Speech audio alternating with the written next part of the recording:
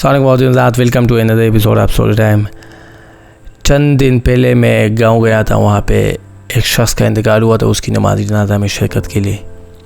تو ہم جنازے میں پیدل جا رہے تھے قبرستان کی طرف، تو سارے لوگ اپنے ساتھ کلمہ پڑھ رہے تھے۔ میرے سے 2-3 قدم آگے ایک بندہ جا رہا تھا رائٹ سائڈ پہ، تو وہ اپنے ساتھ بار بار کہہ رہا تھا کہ یا اللہ اسے بے پناہ اجر دے، یا اللہ اسے بے پناہ اجر دے، اسے بغیر گنے بغیر حساب کے بے پناہ اجر دے۔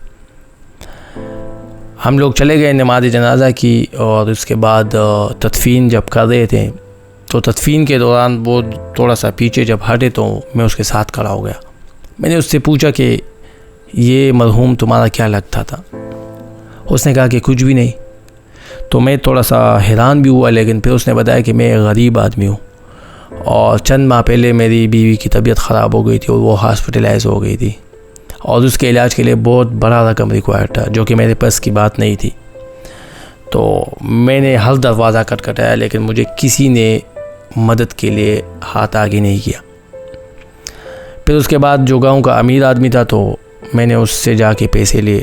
اس نے مجھے 1 سال کی مدت پہ پیسے دیے کہ 1 سال کے اندر اگر تم نے پیسے واپس کیے تو ٹھیک ہے، 1 سال میں اگر تم نے پیسے نہیں دیے تو تمہیں اس کے اوپر سود دینا پڑے گا۔ اب حالات کچھ یوں تھے کہ میرے پاس کوئی دوسرا آپشن تھا ہی نہیں، تو میں نے وہ پیسے لیے اور اپنی بیوی کا علاج کروایا۔ بیوی ٹھیک ہو گئی، گھر واپس آ گئی، زندگی پھر سے سٹارٹ ہو گئی میری۔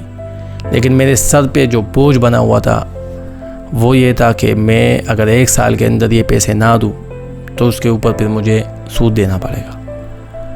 اور میری جو طاقت تھی وہ سامنے یہ کہہ رہی تھی کہ میرا اتنا بس نہیں ہے کہ میں 1 سال کے اندر بھی یہ رقم واپس کروا دوں گا، کیونکہ وہ بہت زیادہ بڑی رقم تھی۔ اب یہ میری زندگی اور میرے سر پہ سب سے بڑا بوجھ بن کے کھڑا تھا۔ میں یہ ساری چیزیں، یہ دکھ اور یہ فریاد لیے مسجد میں بیٹھ گیا، اور اللہ کے سامنے رو رو کے یہ فریاد کرنے لگا کہ یا اللہ تو کوئی وسیلہ بنا دے، کیونکہ میں یہ سود کے لانجے میں نہیں آنا چاہتا۔ اس وقت حالات کچھ ایسے بن گئے تھے کہ میں نے غلطی تو کی، لیکن اب میں تم سے معافی مانگنا چاہتا ہوں، اور یا اللہ کوئی وسیلہ بنا دے میرے لیے۔ مجھ سے یہ مرحوم تھوڑا سا آگے نماز پڑھ رہے تھے، اتنی شاید میری آواز سن لی، تو یہ جب نماز اس نے ختم کی وہ میرے ساتھ آ کے بیٹھ گئے۔ اس نے کہا کہ میں کوئی زیادہ امیر آدمی تو نہیں ہوں، لیکن میں تم سے وعدہ کرتا ہوں کہ تمہارا جتنا بھی قرض ہے اس کو اتارنے میں تمہاری بھرپور مدد کروں گا، اور اس نے اپنا وعدہ بھی نبھا لیا۔ تو آج میں اس کے لیے کوئی دعا نہ کروں کہ اللہ اسے بغیر حساب کے بغیر گنے بہت سارا اجر دے دے، کیونکہ اس نے صرف تیری رضا کے لیے، تیری رضا کی خاطر میری مدد کی تھی۔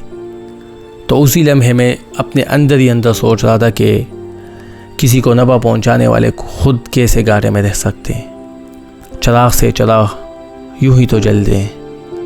ملتے ہیں اگلے ویڈیو میں۔